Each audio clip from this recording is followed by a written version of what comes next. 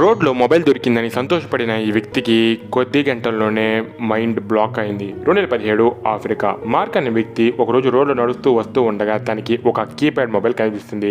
మార్క్కి ఆ మొబైల్ నచ్చి తన ఇంటికి తీసుకొని వెళ్తాడు. ఆ మొబైల్ని ఛార్జింగ్ పెట్టి స్విచ్ ఆన్ చేసిన కొద్ది నిమిషాల్లోనే తనకి ఒక వార్నింగ్ మెసేజ్ వస్తుంది. ఆ మెసేజ్ని చూసిన మార్క్కి పెద్ద షాక్. ఈ మొబైల్ని మీరు వెంటనే పక్కనే ఉన్న పోలీస్ స్టేషన్కి తీసుకొని రావాలి, లేదంటే వెంటనే మిమ్మల్ని అరెస్ట్ చేయాల్సి ఉంటుంది అని. మార్క్ వెంటనే భయంతో ఆ మొబైల్ని తీసుకొని పోలీస్ స్టేషన్కి వెళ్తాడు.